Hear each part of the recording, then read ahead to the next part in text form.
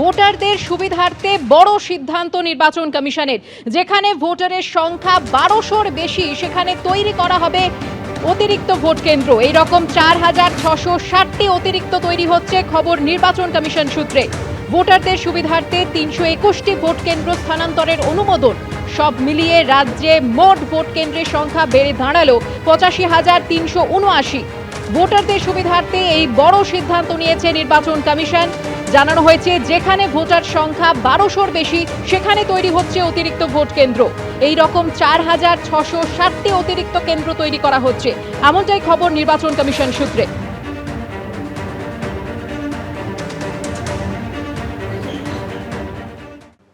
পেশায় আইনজীবী হলেও তার কি কোনো রাজনৈতিক দলের সঙ্গে যোগ রয়েছে?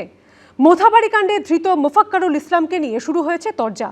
এক্স হ্যান্ডেলে ভিডিওটি পোস্ট করে এবং ছবি প্রকাশ করে বিজেপির দাবি, ধৃতের সঙ্গে যোগ রয়েছে তৃণমূলের।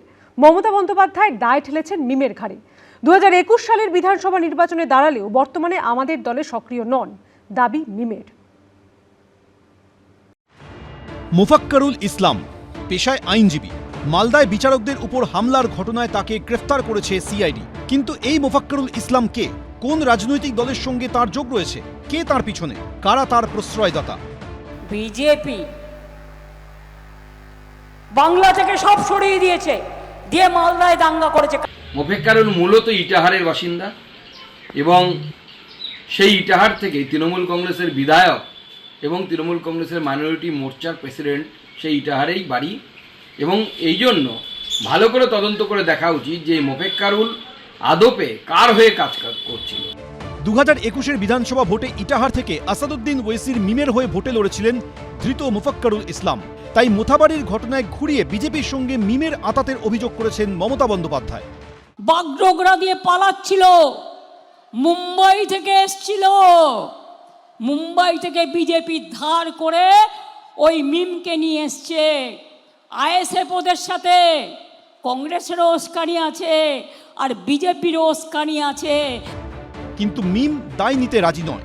2021 में मुफक्किरुल इस्लाम साहब जिनको अरेस्ट किया मालदा के मामले में, वो हमारी पार्टी के इलेक्शन में नॉमिनेशन कैंडिडेट थे, एमएलए के, असेंबली के। अभी हमारी पार्टी में वो एक्टिव नहीं है, उनको लोग बुलाते हैं, वो जाते हैं उनके पास मिलने। तो वो ऐसा पार्टी मेरे वर्कर नहीं गए और न मेरे पार्टी का कोई झंडा वहां था। বিজেপি আবার একের পর এক ভাইরাল ছবি সামনে আনছে। শুভেন্দু অধিকারী এক্স হ্যান্ডেলে এই ভিডিওটি পোস্ট করেছেন, যেখানে লেখা রয়েছে মোফাক্কারুল ও মমতা পুরনো সমঝোতা। এই ছবি পোস্ট করে শুভেন্দু অধিকারী লিখেছেন, প্রকৃত সত্য তো জানা যাচ্ছে যে এই ব্যক্তি তৃণমূলের সঙ্গে আষ্টে পৃষ্ঠে জড়িত, তৃণমূল নেতাদের ঘনিষ্ঠ বৃত্তে ঘোরাফেরা করে। এমনকি খোদ মমতা বন্দ্যোপাধ্যায়ের রাজনৈতিক মঞ্চ আলো করে দাঁড়িয়ে রয়েছে।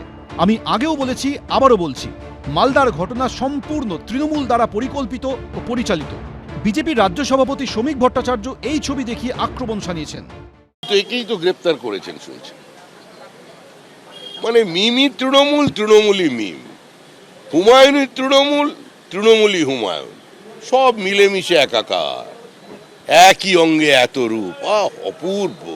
যাকে ধরেছে বলে মূল পান্ডা বলছে, তিনি মমতার মিটিং এ একবার একাধিকবার উপস্থিত। এ দায় এখন মুখ্যমন্ত্রী এনোর তার ঘাড়ে ফেলছেন কেন? 2016 সালে এই মোফাক্কারুলকে দেখা গিয়েছিল তৃণমূল প্রার্থী আব্দুল গনির প্রচারে। মুসলিম ভোট কাটার জন্য ওই তো শুভেন্দু অধিকারী, সুকান্ত মজুমদারদের এটা তো চক্রান্ত। পুলিশ সূত্রে খবর, মোফাক্কারুলের বিরুদ্ধে কালিয়াচক ও মোথাবাড়ি থানায় একাধিক মামলা রয়েছে। শিবাশিস মৌলিক, বিটন চক্রবর্তী, সুদীপ চক্রবর্তী, এবিপি আনন্দ। মালদার মোথাবাড়িতে বুধবার ভয়ঙ্কর পরিস্থিতির মধ্যে পড়তে হয়েছিল জুডিশিয়াল অফিসারদের। শেষমেশ কোনো ক্রমে প্রাণ হাতে বাড়ি ফেরেন তারা। কিন্তু কিরকম পরিস্থিতির শিকার হয়েছিলেন, এদিন সেই মোথাবাড়ি 2 নম্বর ব্লকের বিডিও অফিস ঘুরে দেখলেন আমাদের প্রতিনিধি।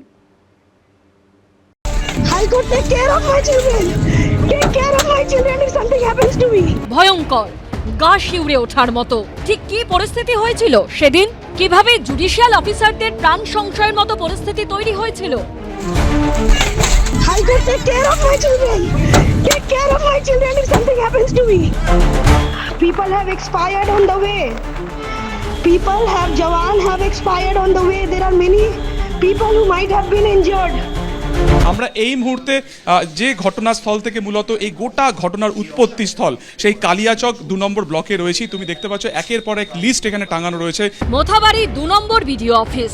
বুধবার এখানে ভয়াবহ অভিজ্ঞতার মুখোমুখি হতে হয়েছিল এসআইআর এর কাজে নিযুক্ত বিচারকদের, যা শুরুটা হয় দুপুর থেকেই। তার আগে অবশ্য প্রতিদিনের মতো বুধবার সকাল 10:30 নাগাদ সেখানে পৌঁছে গেছিলেন 7 জন জুডিশিয়াল অফিসার, তাদের মধ্যে 3 জন মহিলা। বুধবার দিনকে অন্যান্য দিনের মতন 11টা নাগাদ থেকে এখানে শুনানির কাজ প্রথমে শুরু হয়েছিল এবং বিকেল 4টে নাগাদ তারপর থেকে কিন্তু গ্যাদারিং বা জমায়েত শুরু হয়েছিল, কিন্তু বিকেল 4টের থেকে 5টা নাগাদ এই গ্যাদারিং এর পরিমাণ কিন্তু অনেক বেড়ে গিয়েছিল। সূত্রের খবর, দুপুরে খাবার সময় জুডিশিয়াল অফিসাররা দেখেন পরিস্থিতি মারাত্মক আকার ধারণ করেছে। সেই সময় দলে দলে প্রচুর বিক্ষোভকারী জমা হয়েছে বিডিও অফিসের বাইরে। জুডিশিয়াল অফিসারদের তখন আর কোনো বেরোনোর উপায় ছিল না। সূত্রের খবর, জুডিশিয়াল অফিসারদের দেখে কোলাপসেবল গেট আটকে বসে পড়েন বিক্ষোভকারীরা, যাতে কোনো মতেই জুডিশিয়াল অফিসাররা বেরোতে না পারেন। আমি একবার দেখানোর চেষ্টা করবো, এই হচ্ছে কোলাপসেবল গেট। যখন 5টা নাগাদ এই 7 জন বিচারক যখন তারা বেরোনোর চেষ্টা করেন, সেই সময় কিন্তু এই যে জায়গা রয়েছে এখানে তারা যারা বিক্ষোভকারীরা ছিলেন তারা কিন্তু সেখানে বসে পড়েন এবং তারপরে যেটা হয় যে বাইরে থেকে একাধিক একেবারে জিনিসপত্র এনে এই জায়গাটাতে ডাই করে দেওয়া হয় যাতে কেউ না বেরোতে পারেন এবং বাইরে থেকে কোলাপসেবল গেট আটকে দেওয়া হয়। পরিস্থিতি হাতের বাইরে চলে যেতে পারে এই আশঙ্কায় বিডিও অফিসের দোতলায় চলে যান জুডিশিয়াল অফিসাররা। এই দোতলাতেই 7 জন বিচারক তারা ছিলেন এবং সেখানে দীর্ঘক্ষণ তারা কিন্তু আটকে ছিলেন। এই ঘরগুলোতে কিন্তু মূলত কাজ হচ্ছিল এসআইআর প্রক্রিয়ার, অর্থাৎ যেখানে শুনানি পর্ব চলছিল দীর্ঘ 1 মাস ধরে। এখানে একটি এই যে রুমটি রয়েছে, এই রুমের ভেতরেও মূলত এই শুনানি প্রক্রিয়া চলছিল। এই হচ্ছে কনফারেন্স রুম। কনফারেন্স রুমের ভেতরে লেখা রয়েছে জাজ। এরপর সন্ধে হতে অফিস থেকে বেরোনোর গেটের সামনে সাড় দিয়ে বসে পড়েন মহিলারা।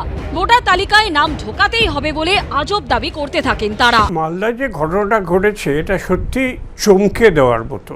ইউনিয়ন লিস্ট, স্টেট লিস্ট এবং কনকারেন্ট লিস্ট আছে। কার কি দায়িত্ব সংবিধানে কিন্তু বলা আছে। সবসময় কিন্তু ল অ্যান্ড অর্ডার কিন্তু স্টেটের দায়িত্ব। এরপর সময় যত এগিয়েছে ততই পরিস্থিতি খারাপ হয়েছে। শেষে পুলিশ সুপার বাহিনী নিয়ে যান, তারপর জুডিশিয়াল অফিসারদের উদ্ধার করা হয়। এখানেই তারা 11টা থেকে 12টা নাগাদ তারা কার্যত মানে একেবারে বদ্ধ অবস্থাতে ছিলেন এবং 11টার কিছু পরে জেলার এসপি বিশাল কেন্দ্রীয় বাহিনীর ফোর্স নিয়ে তারা আসেন এবং এখান থেকে মূলত কর্ডন করে ফের এই সিঁড়ি থেকে তারা নিচের দিকে যান, অর্থাৎ সেখানে যে কোলাপসেবল গেট বা যেখানে তোমাকে তালিকা ঝোলানো অবস্থাতে দেখালাম সেখান থেকে তারা বেরোনোর চেষ্টা করেন এবং তারা বেরিয়েও যান। কিন্তু বেরোনোর পরের পরিস্থিতি ছিল আরো ভয়ঙ্কর। এরপরে বিপত্তি বাধে হচ্ছে ঠিক এই যে ব্লক অফিস রয়েছে, সেই ব্লক অফিস থেকে তারা যখন আমলিতলার দিকে যায়, অর্থাৎ 700 থেকে 800 মিটার যায়, সেই সময় কিন্তু সেখানে বাঁশের ব্যারিকেড দিয়ে তাদের গাড়িটাকে আটকানোর চেষ্টা হয় এবং সেখানে প্রথমে তাদের গাড়ি আটকানোর চেষ্টা হলে তারা কিন্তু সেখান থেকে ফোর্সফুলি সেখান থেকে গাড়ি নিয়ে তারা বেরিয়ে যান। এরপরে যেটা হয় যে তাদের গাড়িকে উদ্দেশ্য করে, সেই কনভয়ের গাড়ি উদ্দেশ্য করে কিন্তু ইট বৃষ্টি করা হয়। ইতিমধ্যেই সেই ছবি ভাইরাল হয়েছে। শেষে কার্যত প্রাণ হাতে এলাকা ছাড়েন জুডিশিয়াল অফিসাররা। সুকান্ত মুখোপাধ্যায় ও সৌভিক মজুমদারের রিপোর্ট, এবিপি আনন্দ। এবিপি আনন্দ, এগিয়ে থাকে, এগিয়ে রাখে।